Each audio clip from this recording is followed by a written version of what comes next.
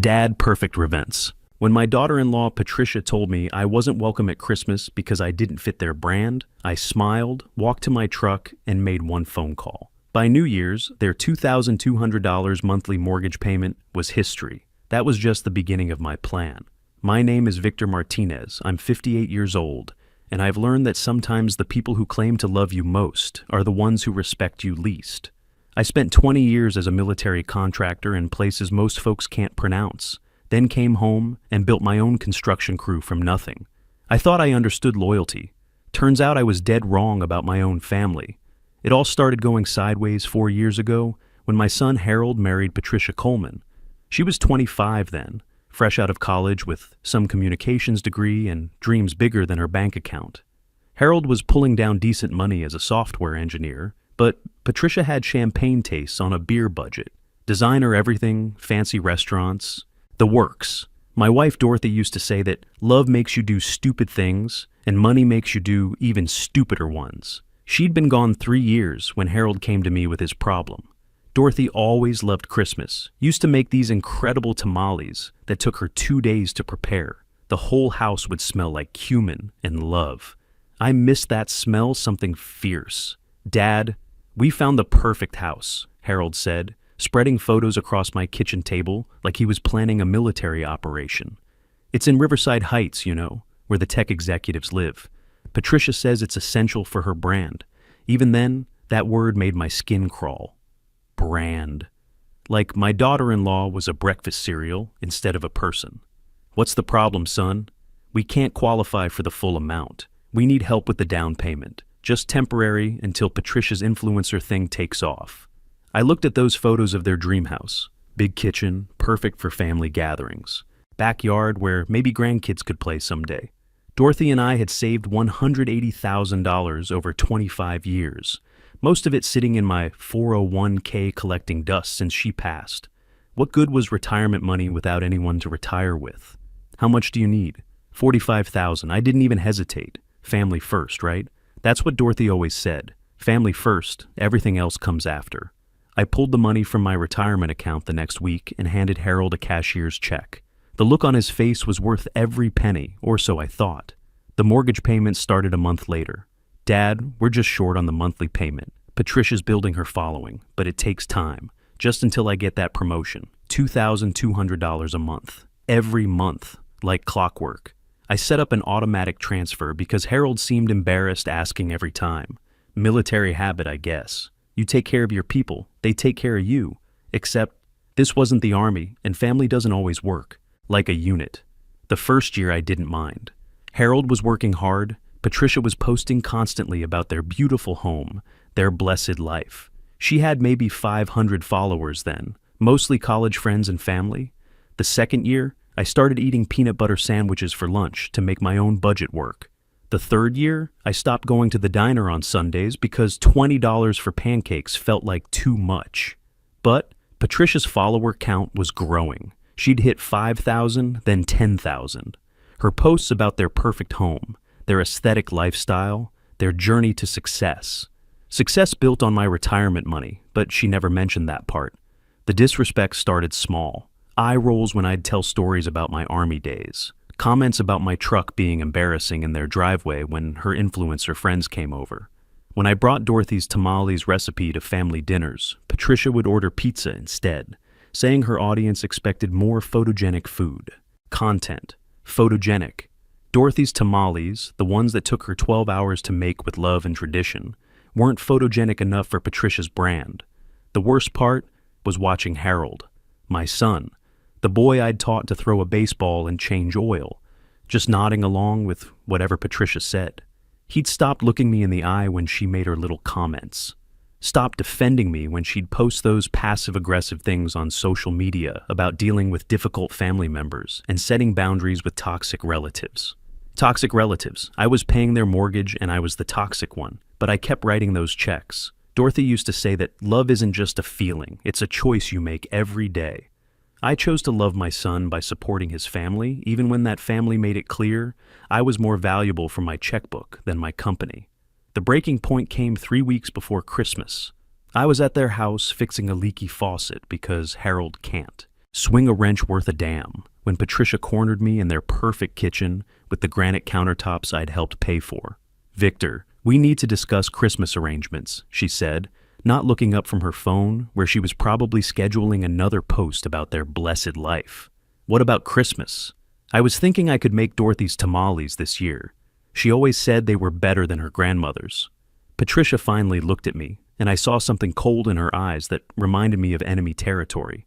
Actually, that's the issue. My parents are flying in from San Francisco, and we're curating a very specific aesthetic for our holiday content series.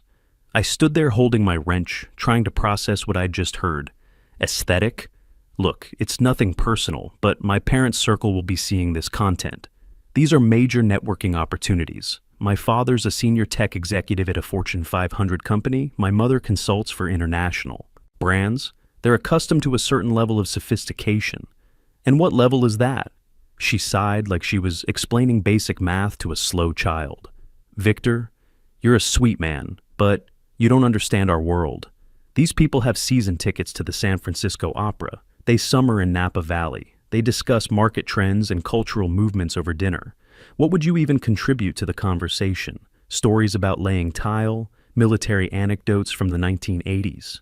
Every word hit like a physical blow.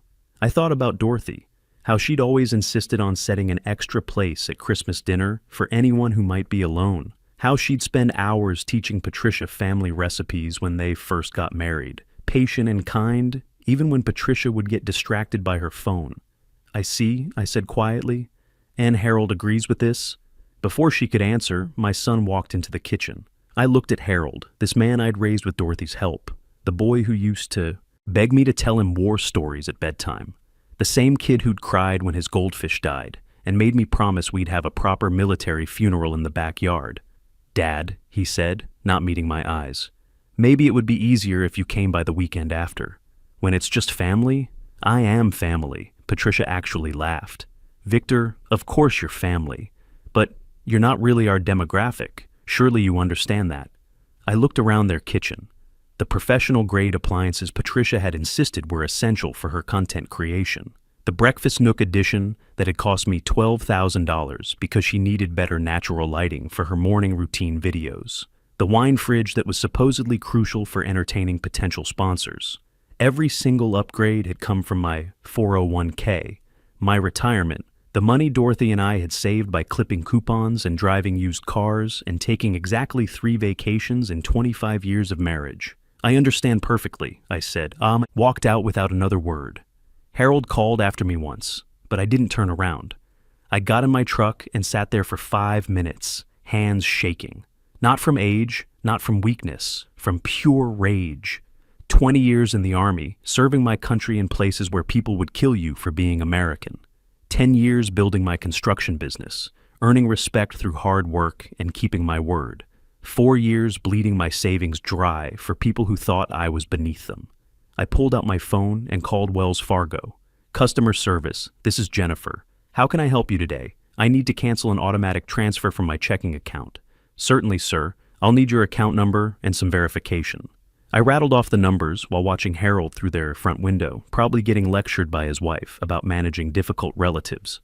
I see the transfer you're referring to, Mr. Martinez. $2,200 monthly to account ending in 7423. This has been active for 48 months. 48 months. 4 years of my life, $105,600 in mortgage payments alone. Add the down payment, the renovations, Patricia's car payment when she decided her Honda wasn't brand appropriate. We were looking at $185,000 total, more than Dorothy and I had saved for our entire retirement. Gone. Sir, are you there? Cancel it. Effective immediately. Done. The automatic transfer has been canceled. Is there anything else I can help you with today? No, ma'am, that's everything. I drove home through neighborhoods full of Christmas lights, families decorating trees visible through their windows. Normal families who didn't need to curate their holidays for social media. Families where fathers were welcome at their own dinner tables. My phone started buzzing before I even got home. Patricia's name flashing on the screen. Then Harold. Then a number I didn't recognize, probably Patricia's parents borrowing someone's phone. I turned the phone off completely. That night, I pulled out photo albums I hadn't looked at in months, pictures of Dorothy and me with baby Harold, family Christmases when he was little, his face lit up with wonder at the tree Dorothy insisted we decorate together every year. Photos of Harold's college graduation, where I'd been so proud of my son getting his engineering degree. There was even a picture from Harold and Patricia's wedding. Dorothy had been gone 6 months by then, but I'd walk Patricia down the aisle because her own father was recovering from surgery.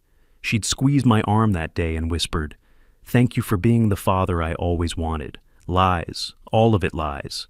I found the Christmas photo from 2 years ago, the last Christmas Dorothy was alive. She was wearing the red sweater I'd bought her, surrounded by her tamales and Harold's favorite cookies. Patricia was there too, posting pictures of our authentic Mexican Christmas to her Instagram, talking about how blessed she felt to be part of such a warm, traditional family. That post got 2,000 likes, her most popular content that month. Authentic Mexican Christmas, sponsored by my checkbook and Dorothy's recipes. I set the photos aside and opened my laptop. Time to do some research. Patricia Coleman Martinez, social media influencer, 15,000 followers across Instagram and TikTok. Brand partnerships with home goods companies, lifestyle blogs, even a few small fashion brands. All of it built on the foundation of the beautiful home I was paying for. Her bio read, "Living our best life and sharing the journey." Grateful wife, content creator, spreading positivity one post at a time. Our best life, our journey. Built with my money while she excluded me from Christmas dinner. Christmas Eve came and went quietly.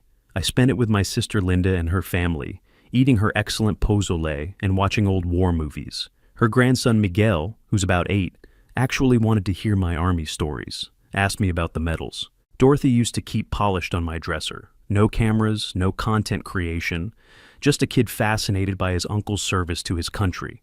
Linda's daughter-in-law, Carmen, asked for Dorothy's tamale recipe. "Tia Dorothy made the best ones I ever tasted," she said. "I want to learn to make them for my kids." I wrote it down for her on an index card, the way Dorothy always did it. No measurements in cups or teaspoons, just a handful of this, and until it feels right. Carmen promised to practice and make them for New Year's. Real family, sharing real traditions, no aesthetic required. The day after Christmas, my phone exploded. 17 missed calls from Harold, 12 from Patricia, even one from Beverly Coleman, Patricia's mother. I let them all ring. The first text came from Harold. "Dad, what the hell?" The mortgage payment bounced. Patricia's freaking out. Then Patricia. "Victor, this is incredibly immature. We have obligations." Then Beverly. "Mr. Martinez, this is completely inappropriate behavior from someone your age." Patricia is devastated. I poured myself coffee and deleted every single message without reading the rest. 2 days later, Harold showed up at my door looking like he'd aged 5 years overnight. Dark circles under his eyes, his usual confidence replaced by something that looked like panic. "Dad, you can't just cut us off like this. We have the mortgage, Patricia's equipment payments for her content setup. Her parents are asking questions about our finances." I looked at my son, this man I'd raised with Dorothy's patient guidance. "Have a seat, Harold. We need to talk." He perched on the edge of my couch like he was afraid to get comfortable. "Look, I know Patricia was harsh about Christmas, but she's under a lot of pressure. Building a brand is stressful. Harold, let me ask you something. How much money have I given you in 4 years?" He shifted uncomfortably. "Dad, I don't keep track of exact numbers." "I do." I pulled out the folder I'd prepared. Bank statements, transfer records, receipts. $185,000. The down payment from my 401k, monthly mortgage payments, the kitchen renovation, the addition, Patricia's car payment, your credit card debt. That one time, even the professional photography equipment, she said, was essential for her content. His face went white as I laid out the evidence. "Jesus, Dad. I didn't realize." "You didn't want to realize? It was easier to cash the checks and let your wife build her brand on my retirement money. What do you want from us?" The question hung in the air like smoke from Dorothy's cigarettes. She'd quit 20 years ago, but I could still smell them sometimes, still remember how she'd sit on the back porch thinking through problems, working through solutions. "I want respect, son." 4 years of supporting your family, and I'm not sophisticated enough for Christmas dinner? Harold ran his hands through his hair, a gesture that reminded me painfully of Dorothy when she was frustrated. Patricia's parents are very traditional about holidays. They have expectations. Their expectations don't include the man who's been paying their daughter's mortgage. It's not like that. It's exactly like that. I leaned forward, using the command voice that had gotten results in the Army. Harold, here's what's going to happen. I've talked to Arthur Stone about reclassifying those payments. Turns out when you document everything properly, there's a legal difference between gifts and loans. That wasn't entirely true yet, but Arthur Stone was my lawyer buddy from the Veterans of Foreign Wars post, and he'd already agreed to help me review the paperwork. Dad, you can't be serious. We don't have that kind of money. Then you better start figuring out how to get it. After Harold left, looking defeated and desperate, I opened my laptop and began the next phase. Patricia's social media accounts were easy to find and even easier to screenshot. 4 years of posts about their blessed life, their beautiful home, their journey to success. Success funded by the man who wasn't sophisticated enough to join them for Christmas. Her most recent post showed their Christmas dinner table, perfectly set with the expensive china I'd helped pay for. The caption read, "Grateful for family time with people who understand our vision. Sometimes you have to set boundaries with negative energy to protect your peace. Hashtag, blessed hashtag, family first, hashtag, boundaries, hashtag, authenticity, authenticity." The woman who built her entire brand on my money was lecturing people about authenticity. I took screenshots of everything, the house posts, the lifestyle content, the passive-aggressive messages about toxic relatives and setting boundaries. Then I started documenting the financial side, every bank transfer, every check, every receipt I could find. My military training kicked in. When you're planning an operation, you gather intelligence first. You understand your enemy's strengths and weaknesses. You identify their supply lines, their support network, their vulnerabilities. Patricia's vulnerability was obvious. Her entire influencer persona depended on the illusion of success. Take away the beautiful house, the perfect lifestyle, the aesthetic presentation, and what was left? A 29-year-old communications major with no real job and a social media following built on lies. But I needed more than just financial records. I needed credibility. I needed people to listen when I told my side of the story. That's when I remembered my old Army buddies from the VFW guys who understood sacrifice, who'd given years of their lives serving their country and came home to build families and businesses through hard work and discipline. Men who understood the difference between earning respect and demanding it. I started making phone calls. The support came faster than I expected. My buddy Carlos from the VFW knew a guy who worked in social media marketing. Tommy Rodriguez, who had served 2 tours in Afghanistan, had built a decent following, sharing his transition back to civilian life. Even Father Martinez from our church, who'd been an Army chaplain before his calling, offered to help spread the word about family values and respecting elders. "Brother," Carlos said when I explained the situation, "this is bigger than just your family. This is about standing up to people who take advantage of good men like us." I spent 3 days crafting my response. Not an angry rant, not a bitter complaint. A simple, factual presentation of the truth. Military precision applied to social media warfare. I created my first Facebook account at age 58. Profile picture in my dress uniform from my retirement ceremony. Dorothy standing next to me in her best blue dress, the one she wore to Harold's graduation. My first post was simple.